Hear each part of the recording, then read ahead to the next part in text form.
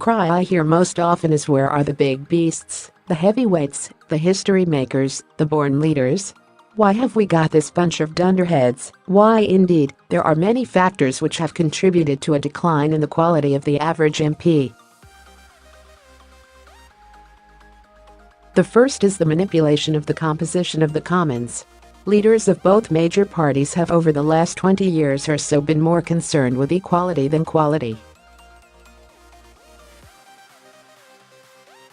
It began with Labour and all-women shortlists, excluding able men from applying for some seats, and then spread to Cameron's A-list with rules about equal numbers of men and women on their shortlists.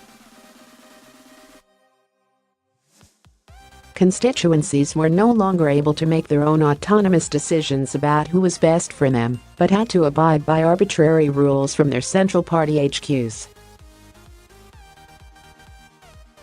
I personally witnessed one selection where the association drew up a short list of 3 men and 1 woman, and were told it had to ditch 1 man and put in a woman, despite that woman being a long way down the list of preferences.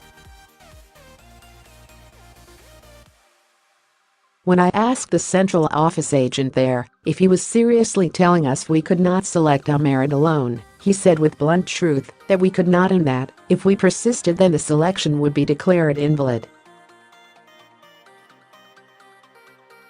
In the days when women had to compete with men on equal, rather than favored terms, we had some pretty outstanding ones: Thatcher, Barbara Castle and Shirley Williams, to take a cross-party sample. Now we have too many dense flibbertigibbets. Then there is the role played by the media, which portrays MPs as naturally lazy, sleazy and corrupt. Why would any serious person, with a record of success in the outside world, want to join a body where every single bus ticket is held up to ridicule? Of course there have always been lazy, criminal or morally dissolute MPs, but the country can accept that if it can respect most of the rest of them. Now it does not. So we have the growth of career politicians, while the serious types give public service elsewhere. Behold the result. God help Britain.Fat chance of nannyism making the over-indulgent take responsibility. The latest guidelines aimed at curbing obesity are going to ruin a great many recipes in restaurants and supermarkets. The entire war on expanding waistlines is predicated on nannyism, which rarely works, and which assumes that the state can boss us about, as though we are just as incapable as infants of being responsible for ourselves. We teach children that there are consequences from ignoring adult advice. You will be sick if you eat too much ice cream. If you run wildly, you are more likely to fall over. If you spend all your money on sweets, there will be none left over for the cinema. Our message to adults is different. If you drink too much, Andy will look after you for free. If you take unlawful drugs, ditto. If you eat too much, the fashion trade will go on increasing the sizes it makes available. Airlines will not charge you for the extra space you take up.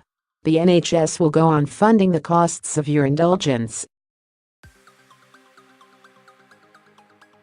We should be saying to the hugely obese, take out your own health insurance, pay for more than 1 seat if you need it, and make your own vast clothes, and if you find all that too costly or demanding, then stop stuffing. We should charge the drunks who turn up at A&E on a regular basis and report the druggies.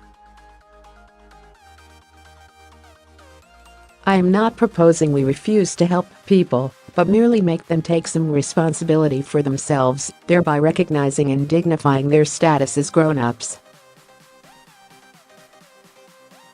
Duke of Edinburgh deserved better than an attention-seeking big baby. The saga of Prince Philip's car crash is a tale of 2 women. The first is the driver of the Kia, a lady of great dignity and a true Briton, who would not talk to the media, and who has maintained a sensible silence, with not even her name released. The second is Emma Fairweather, who has milked the situation for all it is worth, parading her cast before the cameras and whinging that the Queen didn't phone her. Now that Prince Philip has written her a personal letter, she has displayed that to the world's press too. When eventually the police complete their investigations and the results are published, you can bet your last penny she will be at it all over again.